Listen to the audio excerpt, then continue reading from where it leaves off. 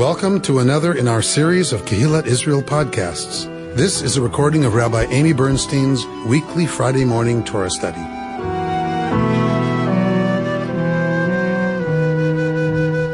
We're in Parashat Metzorah in the book of Leviticus.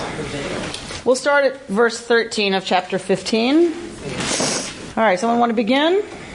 When one with a discharge becomes purified of his discharge, he shall count off 7 days for his purification, wash his clothes, and bathe his body in fresh water. Then he shall be pure. On the 8th day he shall take 2 turtle doves or 2 pigeons and come before the Lord at the entrance of the tent of meeting and give them to the priest. The priest shall offer them, the one as a purification offering and the other as a burnt offering. Thus the priest shall make expiation on his behalf for his discharge before the Lord. All right, and just to be equal, you can go to verse 19. When a woman has a discharge, her discharge being blood from her body, she shall remain in her menstrual impurity 7 days. Whoever touches her shall be impure until evening. Anything that she lies on during her menstrual impurity shall be impure. And anything that she sits on shall be impure. Anyone who touches her bedding shall wash his clothes, bathe in water, and remain impure until evening. And anyone who touches any object on which she has sat shall wash his clothes, bathe in water, and remain impure until evening. Be it in the bedding or be it in the object on which she sat, on touching it he shall be unclean until evening. And if a man lies with her, her menstrual impurity is communicated to him. He shall be impure for 7 days, and any bedding on which he lies shall become impure. All right, so we've talked about these categories of tahara and tum'ah, of purity and impurity. We tend to get all worked up, right, when it comes to she is unclean for 7 days. I had to start at he is unclean first, right? This is not about misogyny. We tend to go there, rightfully so. We have a right to look for misogyny everywhere. It is everywhere. Not so much here. This is not uncommon in the ancient world. It was not uncommon at all for there to be very serious power associated with menstruation and menstrual blood. To bleed for 7 days and not die. And be fine afterwards. Like nothing's wrong. Is weird, right? If you think in the ancient world and you think bleeding usually means wound, death, whatever, but women do it regularly and are fine, you can understand how that's pretty spooky. Did they know what it was? So there seems to be some indication that they do know a woman didn't menstruate when she was pregnant, right? So, and it's one of the reasons we believe that tum'ah, contact with death in life, renders one impure, meaning not regular. When one is pure, one is ready to come into contact with the sancta, one is ready to do one's normal thing. Impure means something has to be attended to. Something has to be dealt with.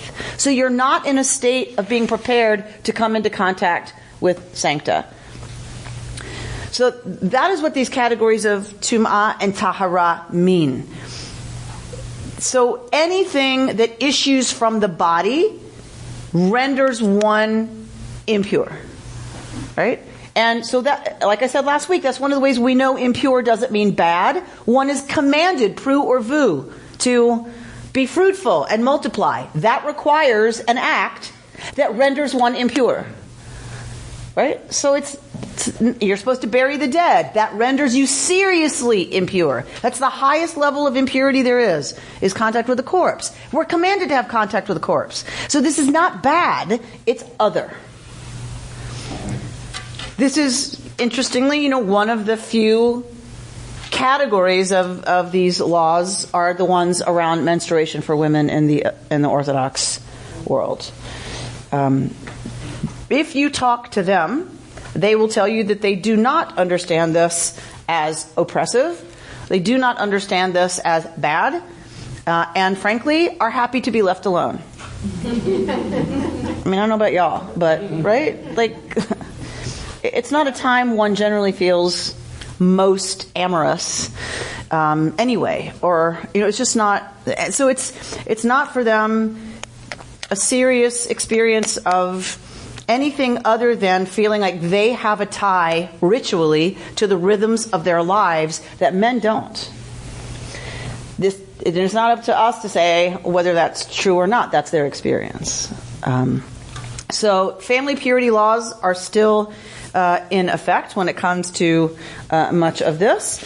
And we get in this parsha, the reason it's called Metzorah is because this discharge business is after we get what happens with the person who has tzara'at. Right? Last week we studied Tazria. We studied the affection of skin that is called Tazria, and the person who has it is the Metzorah. And we talked a lot about, for the rabbis, again, other than family purity laws, which are still in place, these categories have largely no relevance because there's no temple. Right? So the categories are pure. Everything's impure now. Everything. There's no way to purify. Right? Because there's no temple. So we're all impure. Everything's impure. So it's just an interesting thing that this category of family purity continues. And we said the Metzorah is the person who has Tazria, right?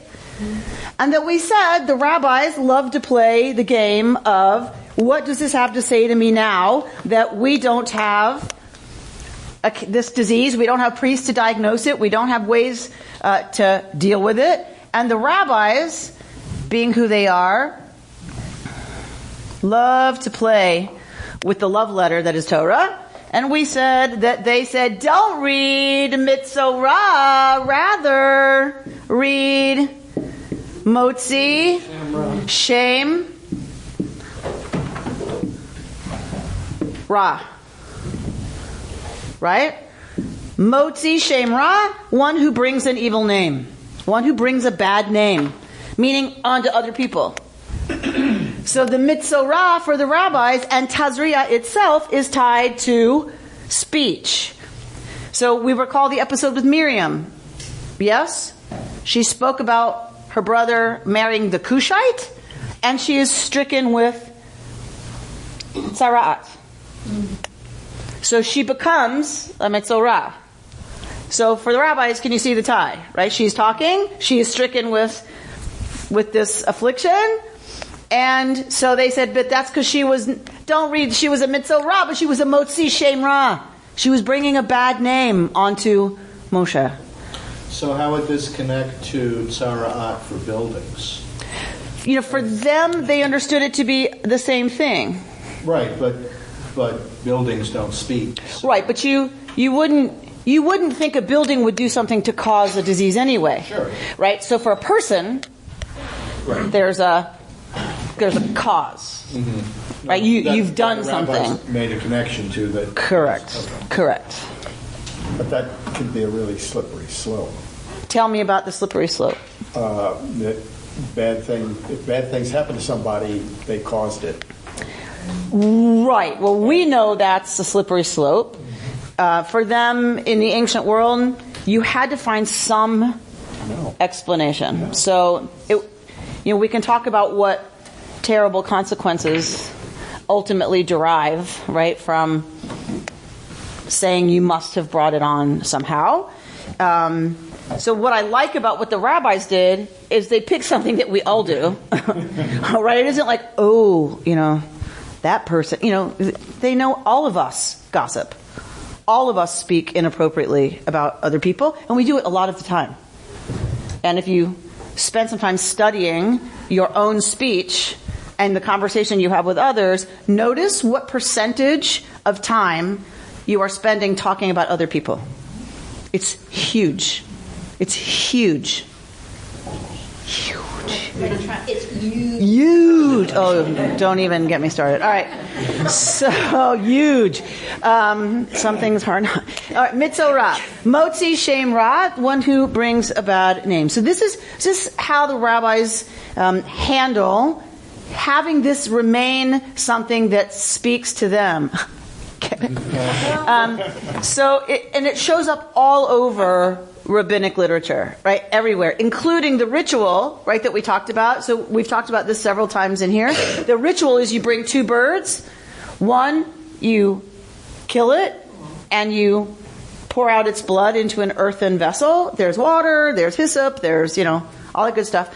Then you take a live bird and you dip that bird in the blood of the other bird and you set it off. We had a beautiful teaching by Tirza Firestone that we've done several times in here. One of my favorite teachings about this. But this time I want to go to what the rabbis do with that. So how do the rabbis deal with gossip and this ritual? They say, well, birds love to chatter. Birds chatter. So of course it's got to be birds that we're going to do this ritual with. So you shut one up. You make one stop talking. And you pour its blood into something earthen, something that can break. Right? And for the rabbis, they understand that it's about humility. Right? The arrogance, is this, chattering is about arrogance. And an earthenware vessel is about humility, grounding us, right? It's breakable. We are breakable. We are mortal. We are fallible. It has to involve, of course, water, right? Because that's the purifying element.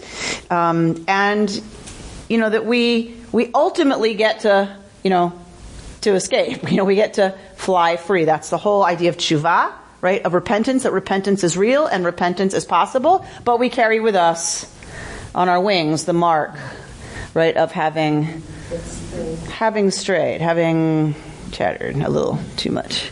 And to add to that, perhaps the other birds, as they're likely to see this one coming back covered with blood and stuff, see what happens if you... I'm not trying to be funny. It's a symbol of something that this other bird was bringing back to the community. Right. Well, I wish they would do that on TV right now. Right.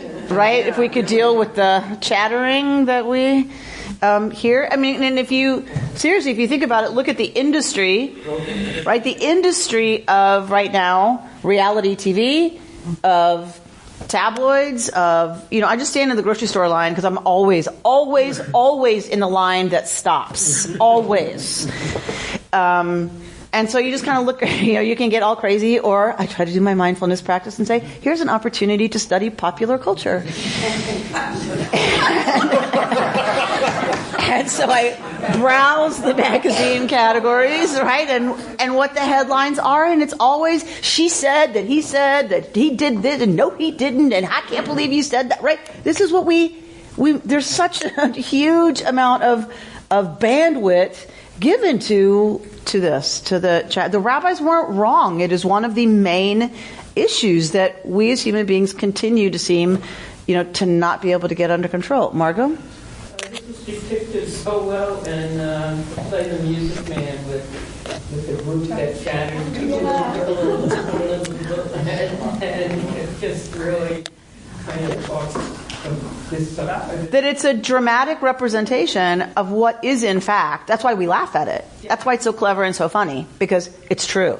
Right, and we all recognize that chattering, and it's not bad enough that we actually do it and listen to it. It's in here all the time, right? It's in our heads all the time. It doesn't stop, right? And mindfulness practice, part of why mindfulness practice is so helpful is because it's about learning, how to choose what kind of chatter's up here.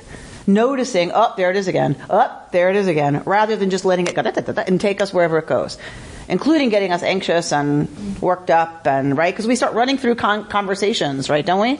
I should have said this, and I can't believe, right? We do that, and we all worked up, and it's over, and we're all worked up again, like that. And mindfulness is a very important, and whatever that is for you, a walk in the woods, a walk by the beach, praying, writing, painting, whatever it is that helps us just still the waters a little bit, just to notice, this is what it feels like to not have that going on in there. Diane? I was going to say, isn't that what happened when you call it le jeu du téléphone?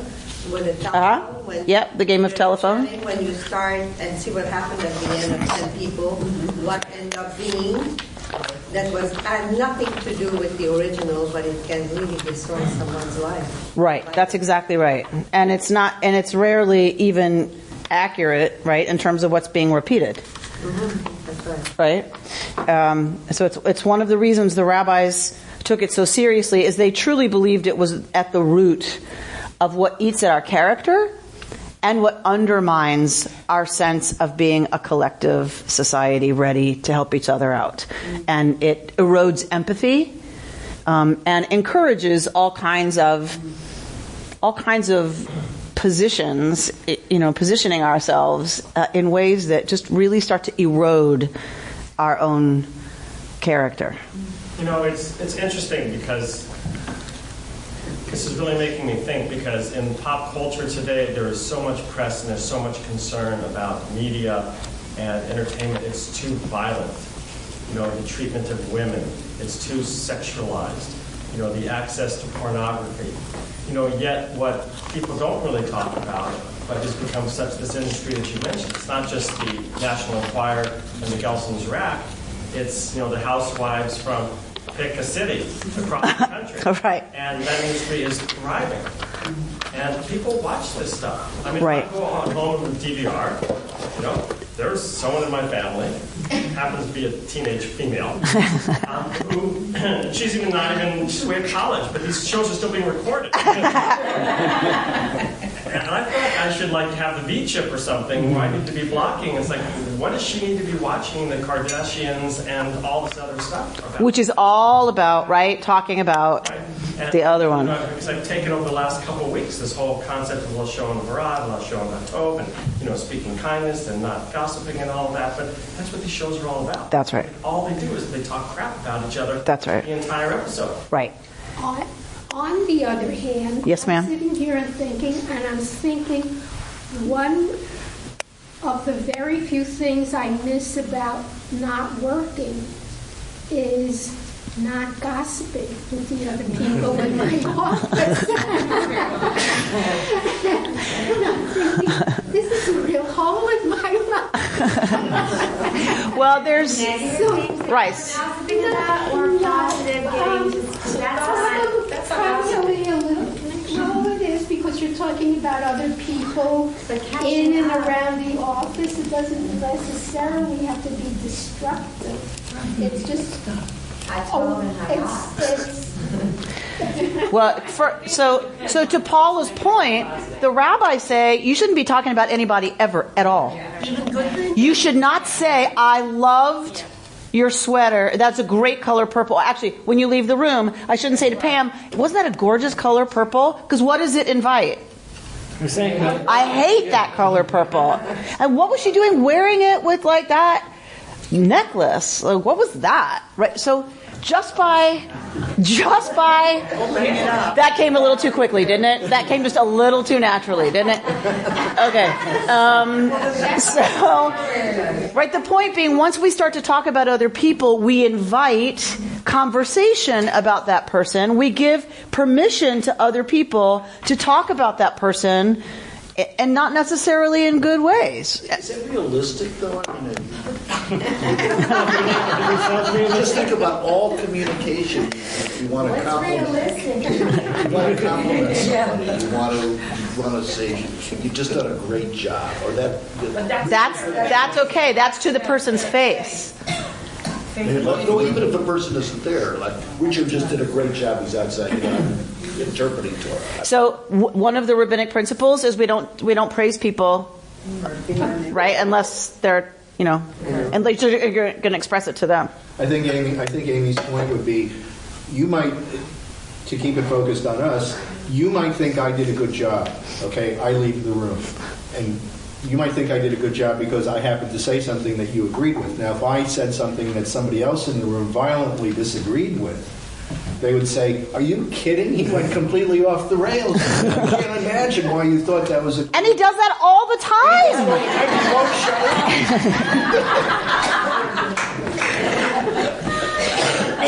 I have a challenge with this is, where is the line between gossip a duty to warn.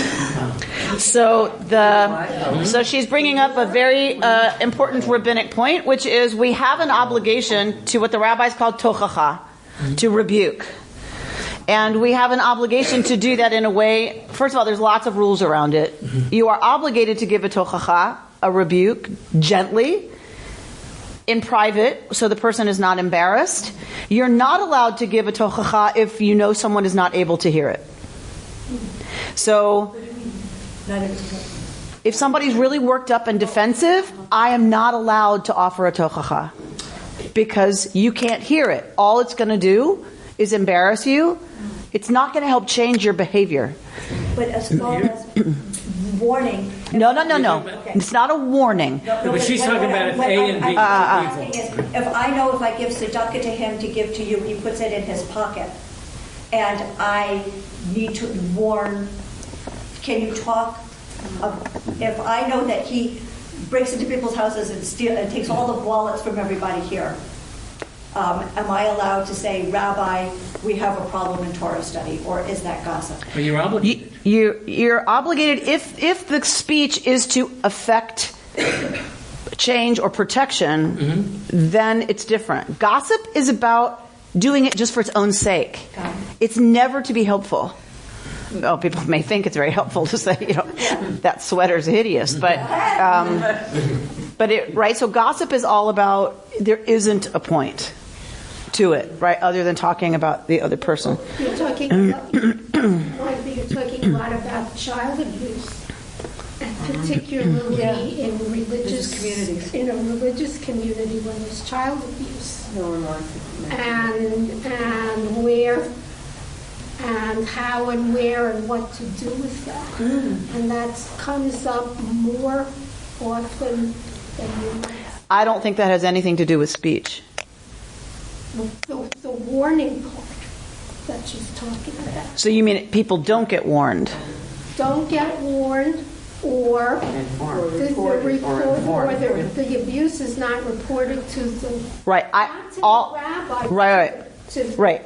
So all I want to do is separate that from issues of speech, because rabbinic rules around speech would never condone silence, keeping silent when a little one is in danger. Never. That is about shame, right? That is about the community's reputation. That's about the individual's reputation. That's about people being afraid to take on people in the community who have power, or being accused of going after them, and all of the many factors that go into hiding abuse everywhere, because it's the same, and it's not.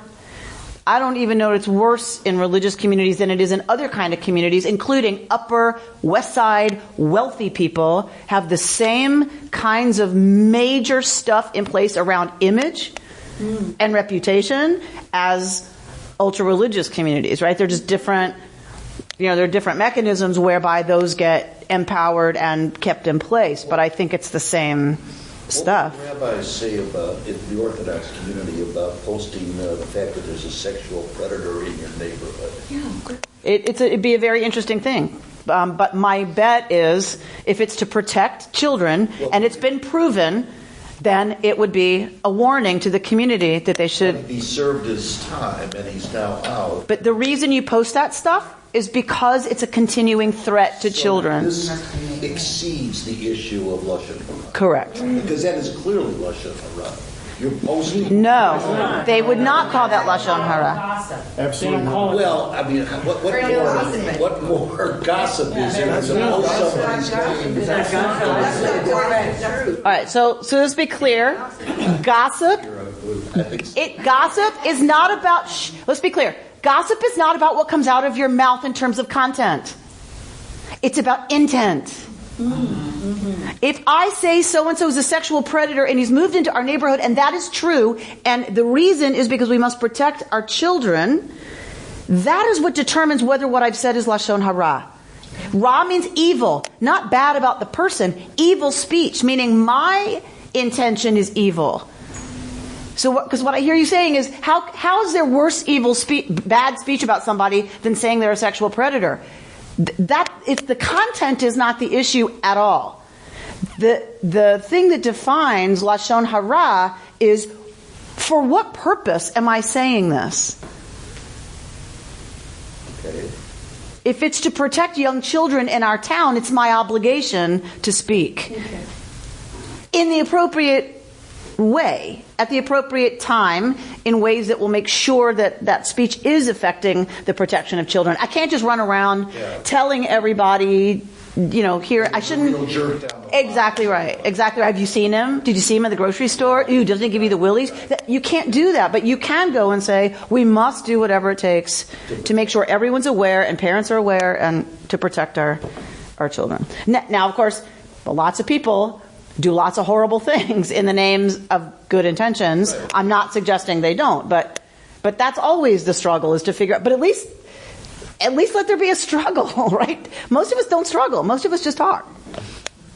Nicole? Okay, so it's interesting to me whenever we talk about this, and that's because it feels very ingrained in our culture to gossip. Yes. No matter where you are, whether it be in school, at a party, it's very ingrained. It's almost like I challenge you to find one person that goes a full day without violating it. So if you want to be that person that doesn't gossip, which probably anyone who would come to Torah study wants to be a better person, how do you do that living in an environment that only knows gossiping? Right. It's hard. Look, it's hard. So first it has to start with an intention truly to change, truly to gossip less. Okay, so it's not that we're never going to do it. The challenge is how do we set a real commitment to watching what we say, which is, to the rabbis, this is called shmirat halashon, the guarding of our language, right? So the guarding of what we say, of our tongue. And we're given 2 gates for the tongue, right? The teeth and the lips, say the rabbis. We have 2 chances because the tongue is the most dangerous weapon ever created. And so we get 2 chances, the teeth and the lips. So we set the intention to lock our teeth, right, around our tongue. And so when we go to a party, you know who to avoid. Right? You know who's going to start right away.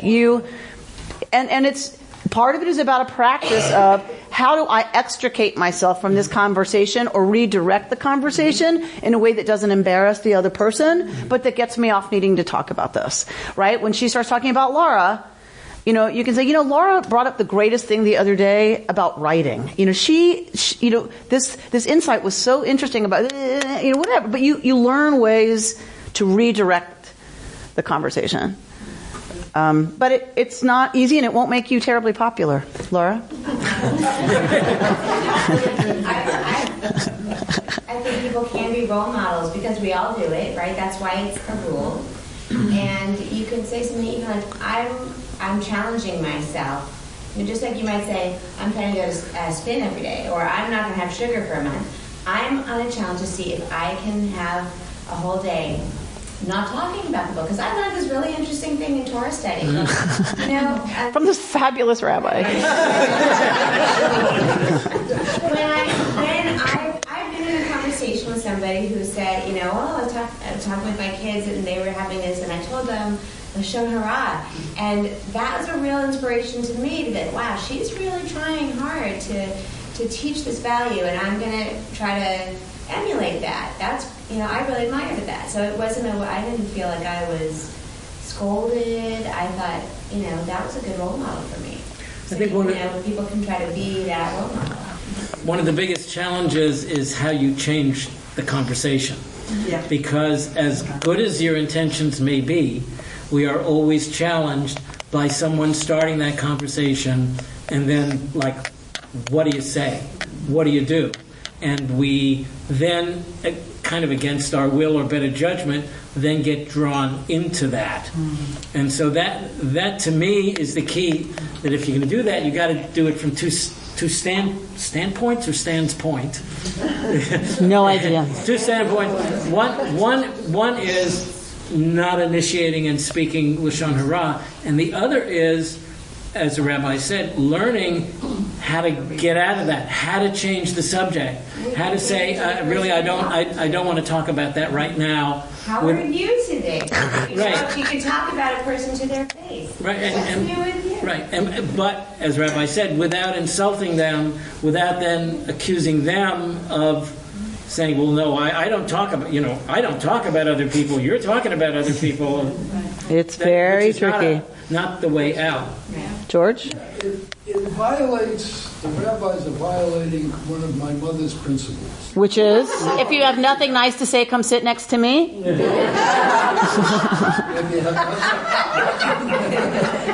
have nothing nice to say, don't say anything. Right. But saying something nice about someone, even behind their back, this was a value that my mother had. Good of people. Right. That's not acceptable. That's right. That's what I'm saying, that there is a conflict between the rabbis and my mother. When you talk... when you... I'm not going to say anything nice about anybody.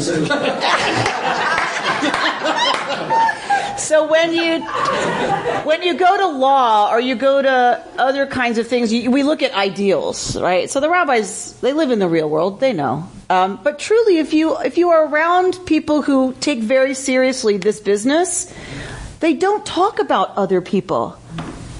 They don't. Nice or not nice, they just don't. They talk about issues. They talk about ideas. Yeah. They talk about politics. They talk about, well, maybe that's a slippery slope, but right? Better back that truck up. It's like real fast. They don't spend a lot of time talking about other people, and I think that's really what the rabbis are saying. And so, of course, they go to extremes, but what they're saying is, because that's what we want to do. Your mom wanted. We all want to talk about people because that's our closest reference point. It's where we feel, it's where we have connection, it's where we have relationship, it's where we have history and hopes and dreams, and it's the most visceral experience we have is relationship. And the rabbis understood it to be very dangerous, though, to start having most of the content of what you talk about be those relationships. It's just because it just gets all yucky very quickly.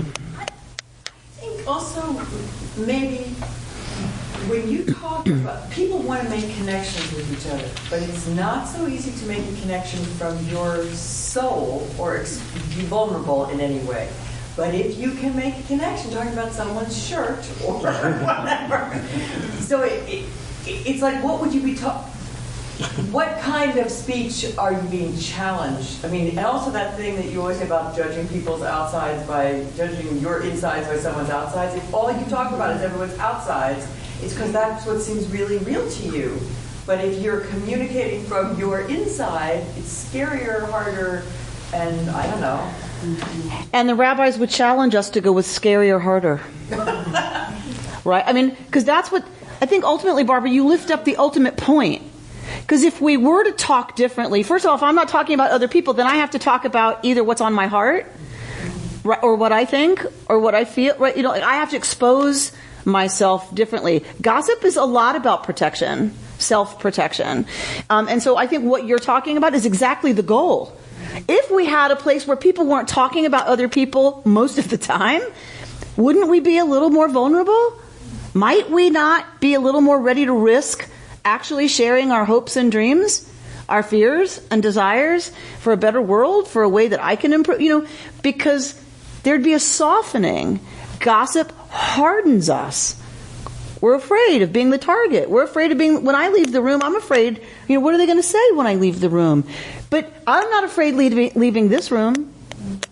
None of you, in my experience, have been afraid to share from a very different place. Why is that? You don't know each other, most of you, outside of here. What's the difference? We've created a culture where it would be unacceptable for someone to say something nasty about somebody else in this room. That would be, everybody would be horrified, even if we do it all the time out there, right?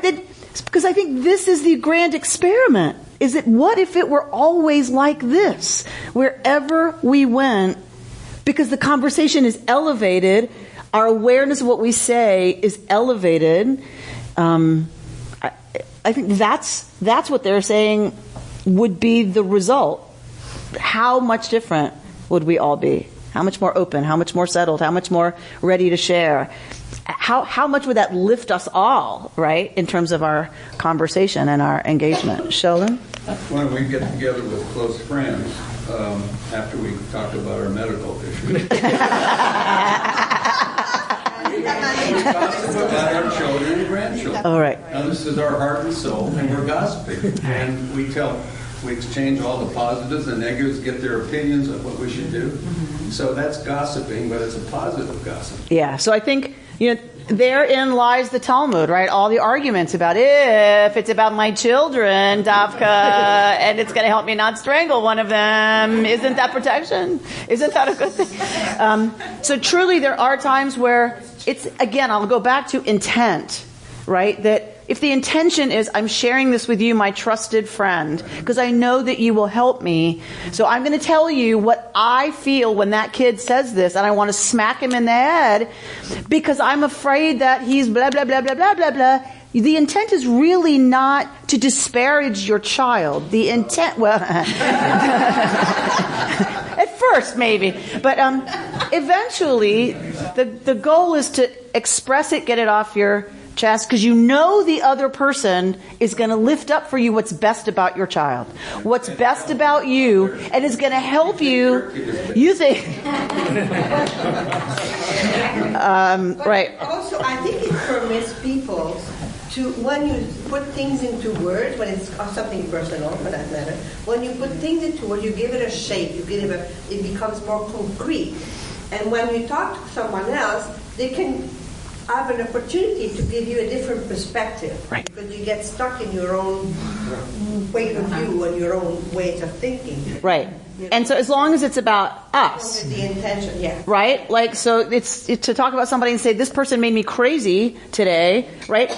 As long as it's not about that, it's about, I notice that I get crazy, right, when X or Y comes up. And it's about it's about owning and exploring my reaction, not the trigger. Then putting that into words can help me hear it, can help me see it, can help somebody else lift up and reflect what they're hearing, right? And it's very helpful. A lot of it goes to intention. I'd like to tie what you said about this room to the question Richard asked at the beginning, and that is, how can walls have tzara on them? What does this have to do with walls? Walls can't talk.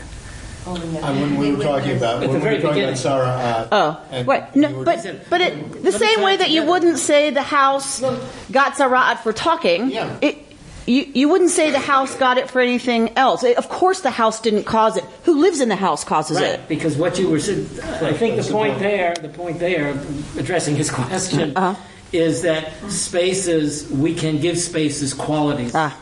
That bounces off what you said about what we do in this room, and if you sanctifies the room, and you can also render a space impure by bad speech and have it be the place where everybody goes, underneath that tree, right near the school, where everybody goes to criticize people and to talk about other people. Right. So I do think the sense beyond human beings that spaces and places can be impure, which I think is part of this idea, is not different, but merely expands it. And we clearly are the ones who do that. Right. It's why a kiddush cup becomes, right? That's the whole idea of kedusha, right? Kadosh, set apart, right? Because now it is absorbing all the time this other kind of intention and becomes sacred in that sense. The metal is not sacred. Or the artwork is not sacred. It's the fact that it's always used for this, more elevated purpose. That's what it's like when you say to people, I don't want X happening in my house. Right. Whether you're not to use that kind of language in this house, or you're not to do blah blah in this house, or in this house we don't X, because we want to make a space. And that's how I would tie it to Sarat on Lovely. walls, Rick? which is taking it. That's interesting. So I'm struggling a little bit about, is there a difference between your audience?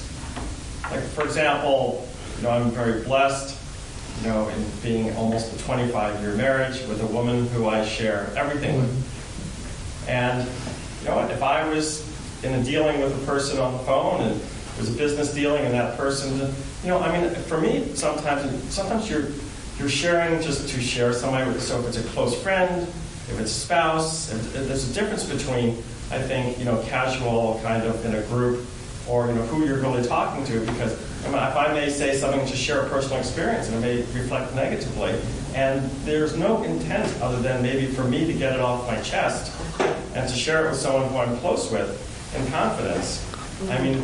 So one of my rabbis at RRC would say, can't do it. He said he doesn't talk to his wife about anything that happens with the students, with administration, with a phone call. He may talk about content, but he does not talk about... There's also a difference. When I was in a professional... No. He's saying, at all. At the office today, I passed so-and-so in the hall, and you would not believe the look she gave me. I think she's still mad about it. Just to get it off his chest. He doesn't do it at all. I'm not suggesting that is most of our yardsticks. What I'm saying is, pretty much the answer's nope. Well, I love what Laura said about, this is all the struggle, right? Mm-hmm. We're struggling to be better people, to be better Jews. To be cooler in here. So we can struggle to gossip less. Right. But, there's gradations of everything. Yes. If I can do everything else on Shabbat, but I cannot check email. Right. That's a movement in the right direction. Yes. Right. So the point I'm trying to make, at least for me, there is some level of gradation to this, because I'm not going to be, shomer, when it comes to gossip. Right. Totally observant. So you can take some steps. Yes. Talking about getting rid of the pain that you feel inside of you in some way. If you can't talk to anyone, how can he get rid of the pain? So he needs to work it through some other way. I'm not talking about, I had a real issue, it really hurt me, I'm struggling with that. That's different than just kind of downloading because we want to put it somewhere, which is our instinct. That is what, of course, that's our instinct, right? Is someone shares all of it with you. That's how most of us understand our closest relationship. I'm just saying the rabbis would challenge us and say... But you don't go home and say, so-and-so came into my office today and whatever it was you talked about, you don't go home and share that necessarily. I wouldn't think. Right, no, of course not. But there are other things I shouldn't share that I probably do. Right? So that, what's with the frickin' construction when we're trying to meditate? What is that? I put up a sign, I've said something to everybody in the building, and still there's all this noise when we meditate. Really? Like, what? So now Elvina's implicated, and right? You just... Well, I didn't think of it quite that way. So it's just, there's stuff we say just because we want to get it out, and it creates an impression on somebody else's part that, they don't know what they're doing over there at KI. Who the heck is supposed to be in charge? Right? It just invites stuff that really doesn't need to necessarily be said. Exactly. I need to just go deal with my frustration, let go of the day, make whatever phone calls I need to make sure I'm trying to address the issue, and that's it. But we love to harp about it some more. We don't look. It's a normal human desire to share it, and because it's easier. It's all easier to carry when we have somebody else doing it with us. The rabbis just want us to be really super careful about doing that. But what's interesting? Like the role of a rabbi. Yeah. In at least today's day. Yeah. Violates our laws. What do you mean? They do. What do you mean? What are you talking about? Well, because a rabbi is someone that people go into when they have things going on. Yeah. Or a problem with marriage, or a problem, things that they need that you would talk to a rabbi about. Yeah. And that in and of itself is violating if they're a divorce. No. It's therapeutic. It's considered a therapeutic relationship. 100%. You might be talking about something. It doesn't matter. It doesn't matter. That's what we were talking about earlier, that it's not just content, it's intent.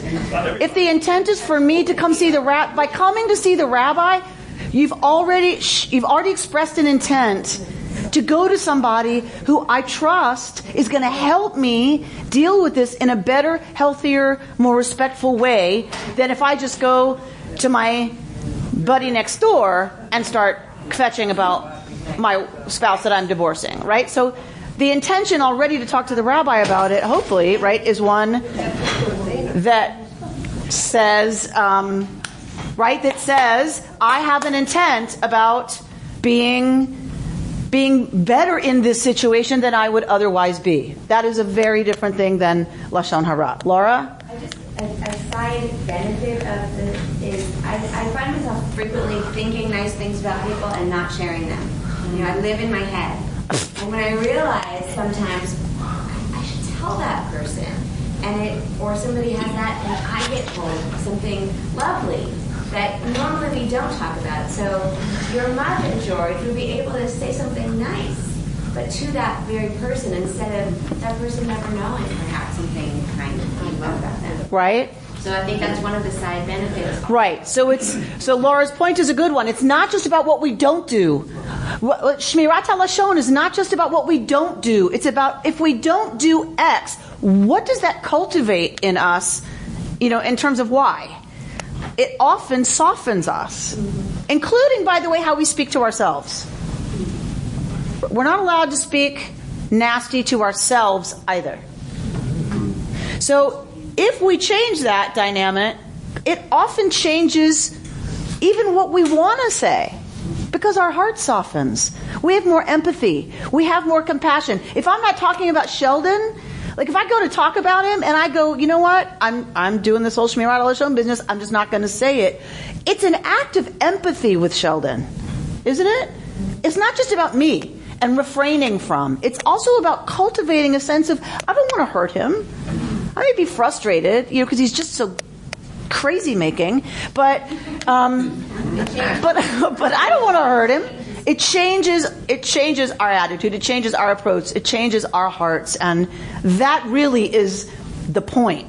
Because if we were doing that, more of us, everything would be gentler, right? And the rabbis, their famous explanation because if there's a just, righteous, good, all-knowing, all-powerful God, how could the temple have been destroyed? Right, Robert? How could the temple have possibly been destroyed? It's God's house. How could God allow that?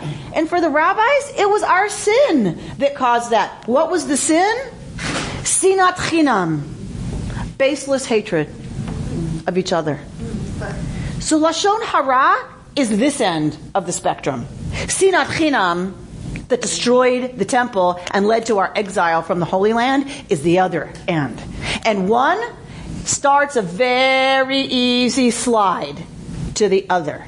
And it works the other way as well. If I stop Lashon Hara, then one of the things it does is it increases my empathy. It increases the softness of my approach to everything. It lowers my reactivity. And then we start moving this way. Not towards baseless hatred, but towards baseless love.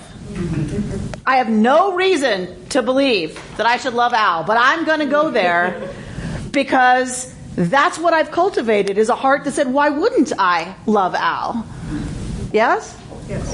Okay. All right, we're going to close because we have this wonderful, amazing, talented photographer here who's going to take our picture shortly, but I cannot believe it's already 10:45 holy buckets. Okay, so I just gave to you something, right, that says this Shabbat. The Shabbat before Pesach is Shabbat Hagadol, the great Shabbat, yeah? Yeah. All right, so we read the Haftarah of Malachi, which now we don't have time to read because I've let us go down a whole nother rabbit hole. Another rabbi hole. Thank you, Linda, for the correction. Thank you. Not gossiping, I'm just thinking. We're reading really fast, right? So, meaning Malachi raises up some questions about, from the days of your ancestors, you have strayed from my statutes and not observed them, right? Return to me and I'll return to you. But yet you jump some lines later, and And we get this jolting sentence, it's useless to serve God. What gain is there in observing God's service? We account the arrogant happy. The evildoers are the ones who live on. They even try God and get away with it, right? So this is the question we ask all the time. How come somebody can be a kabillionaire who's such a jerk? How does that work? And if that's, then why I should just be a jerk? Because they seem to really succeed. And they do really well, and they have these lovely lives, right? So why not? The prophets get it. Nothing's changed, right? We still ask this question. So what keeps Judaism going after all these years? At the bottom of your sheet, according to verse 16 of Malachi, there have always been those who've revered the eternal. More importantly, the core of faithful believers talked to each other. With this in mind, let me point out that a crucial part of any Pesach Seder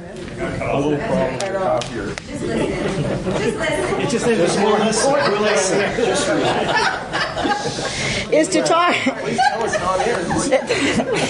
The crucial part of any Pesach Seder is to talk with one another about what the struggle for freedom means, right? So talking to each other is one of the ways that the faithful encouraged one another, says the prophet. That's what kept this whole enterprise going. So you are the faithful. Those everywhere in this world that come together, right, for purposes of growing, of challenging ourselves, of building something different, of wanting to increase the holy in the world. That is one of the things that keeps this whole enterprise going. Struggling with faith and doubt is both universal and eternal, right? And that sitting around the Pesach Seder table is the perfect place to talk about these timeless matters. So let us understand the Pesach Seder, Rabbi Howard Cohen is suggesting, as an opportunity to talk, an opportunity for dialogue, an opportunity to talk to each other differently across the generations, differently than we tend to. Gently, respectfully, right? In this context of continuity with our people and with history. I want to give you, did I give you this? Did you get this? Or is it on the copier? You got this. Okay. So in Malachi, the reason we have a coast for Eliyahu is that the hope is that there's going to be the Messianic era brought in by Eliyahu Hanavi's return. Eliyahu was supposed to come back on Pesach. So one of the reasons we have a coast for Eliyahu was that it should be this Pesach. This Pesach, when we open the door, should be Eliyahu. Right? We should be entering the Messianic age. We don't believe in a personal Messiah in progressive Judaism. However, we do take very seriously the Messianic age. And that it is our responsibility to create the Messianic age. How we behave, the decisions we make, who we make our president, the policies they put into place contributes either to a world that is closer to the Messianic age or further away from it. But I'm giving you this resource, the Elijah's Cup, because it's a beautiful piece by an organization whose whole mission, it's called Elijah's Journey. Their whole mission is to raise awareness about depression and suicide. I just got a call 2 weeks ago from Duluth that a family was desperately wanting to talk to me, whose 29-year-old son I had bar mitzvahed and who jumped off the high bridge and took his own life. One of the most beautiful young men I have ever known in every sense of that word. And the shock of the phone call wasn't just, oh my God, he did it, but the shock of, what? This kid? Of all kids, this beautiful, tender, amazing, lovely, respectful soul? Really? And, I feel like he's the canary in the coal mine. It's not, of course, depression, all those kinds of issues are part of it, but I really believe in this case, it was one of those where he's the canary in the coal mine. That we've created a society so hard and cynical and fast that rushes everywhere and is so filled with infotainment and achievement and competition, and that some people just get run over. So as we go into our Seder, as we celebrate together, being together, let us not forget those who are alone, those who are not at a table, those who are at a table that is abusive and oppressive to them, those who are invisible, those that we've left out, those we turn away from. And it's an encouragement for us to read this as we open the door for Elijah. That may we just reach out to whoever that is sitting next to us that could use an extra smile, an extra word of encouragement. So may it be. Amen. You've been listening to Rabbi Amy Bernstein's Friday morning Torah study from Kehillat Israel in Pacific Palisades, California. For more information, go to our website, www.ourki.org.